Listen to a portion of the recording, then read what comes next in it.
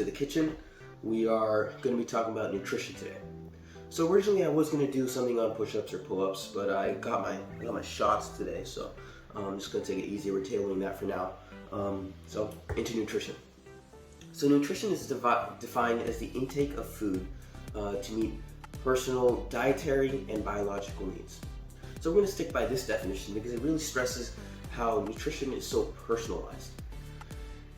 So the overview of this video, we're going to be talking about some themes, and then we're going to be talking about specific types of food, carbs, proteins, and fats. Then we're going to go into a bit of caffeine, because caffeine is so prevalent in our world today. And then we're going to talk about hydration and electrolytes.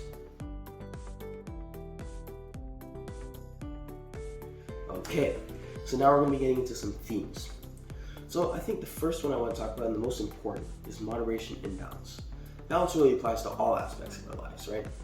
If you do too much of one thing, not enough in the other, then it really ruins the flow of your life. This applies even more so to nutrition. If you eat too much of one thing or not enough of another, it really ruins the healthiness of your diet. It tends to become an unhealthy diet. And so the key is to find that perfect ratio between carbs, fats, and proteins. And what I mean by that is not that you have equal amounts of all three. I mean that you tend to have more carbs and then fats and proteins follow. But you want to have that perfect ratio that allows for your maximum athletic performance on the field, on the track, on the court, or whatever, and allows for your best performance at school, something that really provides the nutritional content that you need. So basically, you want to find that ratio, and it's a hard process to find that ratio, just whatever ends up working best.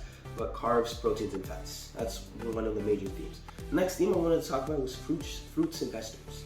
So dietitians have always been saying eat a rainbow of fruits and vegetables. And that's mainly because that's how you unlock all the benefits and all the vitamins that you get from fruits and vegetables. So I recommend to adhere by that rule. And also I want to talk about planning. Eating, especially as athletes, we need to plan when to eat. You don't want to have a situation where you eat right before a run or right before a game. That can be pretty bad and pretty detrimental to your performance in that event.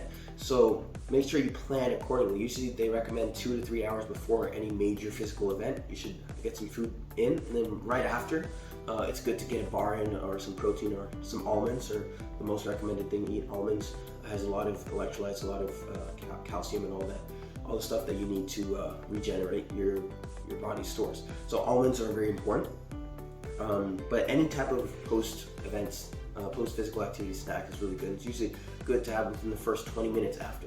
So yeah, planning. The other thing is thinking. That's honestly the most important part that goes hand in hand with planning. But think, is this going to benefit my performance? If I eat this cookie, is it gonna be that's short-term thinking, right? If I eat this cookie, you want to be thinking in the long term. Is it going to benefit my performance if I eat this cookie now? Is it not going to affect it at all? It's okay, eat the cookie. But, I mean, yeah, it's all about thinking. And so that kind of leads us out of the themes part of this video, and we're going to go to the next one. See you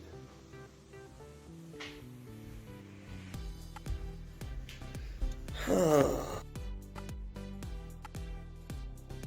Alright, so now we're going to be talking about carbohydrates, or carbs for short. So carbs are going to be the most prominent source of energy, and also the greatest in that ratio of carbs, proteins, and fats. And now the process of carbs, once it enters your body, is as follows. So when you ingest it, it gets converted into glucose or glycogen. And glucose is really useful for immediate use, whereas glycogen is stored, and it's just a stored form of carbohydrates which you can tap into later, especially and that's really important in the middle of a race or in the middle of a game. So that's what makes carbohydrates so important. They can be used for immediately and also stored for later. So this is really the fuel. Carbohydrates are really the fuel of the body. It's like what I like to say. And these are 3 examples of carbs. This is bread. Bread is obviously a really good example of carbs. And then we have white rice and brown rice. White rice is pretty much pure carbs. Brown rice has a little bit more fiber. It has a shell, so it's a little bit more fiber. So it could be also harder to digest. So it's again more of a personalized thing between the two. But these are 3 good examples of carbs. So carbs is glucose, right? When you think about glucose, what do you think? Sugar. So carbs aren't inherently just sugar. They're sugars. And now there can be bad sugars and there can be good sugars. Bad sugars, which are generally the added sugars, the artificial sugars, the high fructose corn syrup, all those kind of sugars are not good for the body. They create inflammation. They basically don't help with the recovery process from athletic activities at all. They in fact hinder it. So the important thing is to try to avoid added sugars as much as you can, and just stick with the normal carbs, the good sugars. So not all sugar is bad. That's basically what I was saying. So because carbs are pretty much synonymous with sugars. So yeah, that's about it for carbs. Now we're going to be going into fats. So now we're going to be talking about fats. So, like I said, okay. So now we're going to be talking about fats. So there's a common misconception that fats should be avoided at all costs. And that's not true, because like sugars, there's good fats and there's bad fats. And the main difference there is like unsaturated fats versus saturated fats, but that's more scientific and for a different context. But right now, I'm just going to be presenting some good fats. So this is a box of mixed nuts. They have a great source of good fats, and avocados. And avocados are really just amazing because they have good fats, they have good vitamins, they have good protein. So it's just the jack of all trades, really. So that's avocados and nuts. These are good fats. So other examples are oil, right? Most oils can have good fats, and also an excess of oil can also be bad. But to provide some science here, studies have found that a lack of fat can actually lead to increased injuries and decreased bone strength. So make sure you get the right amount of fats, and that's really important. And then, yeah, that's pretty much it. Going into proteins. This is getting fast. Alright, so now we're going to be talking about proteins. So proteins are so inherently important for our body and all our processes, right? Because they make up enzymes, they make up muscles, they really allow for the regulation of our body. And that's why it's so important for athletes, because when we're working out, we create these little micro tears in our muscles, and now we need to facilitate a repairing cycle and then a building cycle of new muscle to get stronger and to recover, right? And proteins are what facilitate that. So that's why we need to consume a lot of proteins, and that's why as athletes they always recommend that we eat a lot of protein. So here are two examples of proteins. We have eggs and we have frozen meat. Meat is a great example of protein, and none of these really should be eating that sparingly, but again, keep moderation and balance. So yeah, that sums it up for proteins, and those are our three things: carbs, fats, and proteins. Now we're going on to the next part. Now I'm going to talk about caffeine. So the reason I chose to talk about caffeine is because it's so prevalent in our world today. Like people have 5-6 glasses of coffee a day, and it's become so inherent to their lives, they become almost dependent on it. So that's why I felt like caffeine was a good thing to talk about. So caffeine has it's a very controversial topic. It has its pros, it has its cons. So I'm going to start with the cons.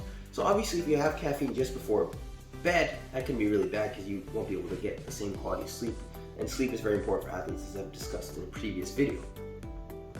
Additionally, caffeine is found in a lot of soda and very sugary products, and when put together, that's a really unhealthy combination because sugar is just inflammation. There's no nutritional content to those things. So avoid those kind of sodas. The other thing is when you have more caffeine, it actually dehydrates you, mainly because caffeine is proven to make you go to the bathroom more. And if you drink the same amount of water, roughly, if you don't drink more water, then it's going to dehydrate you. And the other thing is, when you're younger, there have also been links, not very solid links, but there have been links that with stunting growth and caffeine. So avoid caffeine in the growing stages, especially as like young middle schoolers or young high schoolers. It's usually good to avoid caffeine. And for example, I'm almost 17. I haven't had any caffeine really for my life, except sodas. You have them every once in a while, but try to avoid them for the most part. And now for the positives, caffeine is actually used in a lot of races, right? Sports goose, and a lot of distance endurance challenges, because it's actually found to enhance that glycogen storage that I was talking about with carbs. So when it allows for more storage, that means you can perform at your top level for longer and usually perform better. And also it gets people, especially students, when we have a lot of study for, which I don't recommend. Try to not pull an all-nighter, but when we do have to do that, caffeine is really helpful there. So, like I said, caffeine is a very controversial subject. There's been some links with it being a negative thing, and also it really helps with endurance things. Now for hydration, there was quite a few things to talk about, but I'd like to focus on a few things. So obviously, when you get dehydrated, it's scientifically proven to lead to decreased aerobic activity, ability.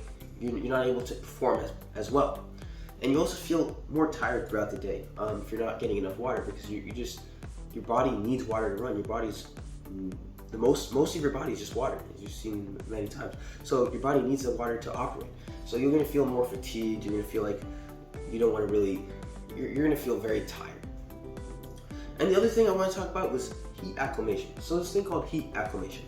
When you're out and doing sports in the hot sun, if you continuously do it, your body gets so used to that heat, and that's why you acclimate to the temperature. But dehydration reduces your ability to do that as well. So you're not able to acclimate to the heat, so you're going to feel very hot, right? And that's going to make you sweat more, and it's going to be it's not going to be good for you. And then when you add that to feeling fatigued and not being able to perform as well, it's just really, really bad. So I have a few suggestions. Obviously, just continuously drink water throughout the day. But in the morning when you wake up, think about it. The whole night you've been fasting pretty much. You haven't had any food, haven't had any water. It's been like 8 to 10 hours. Get some water in your system. Immediately, the second you wake up, go to the bathroom, get your water bottle, and start chugging down half the water bottle, because your body needs that to operate properly.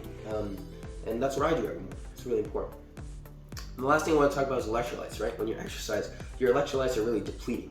And that's why it's important to have some kind of snack right after your activity, or even just a little supplement to add to your water and get those electrolytes, because electrolytes are really important to keeping your body running.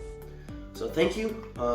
That's pretty much all I wanted to talk about. I hope you enjoyed this video, and I'll see you on the next one.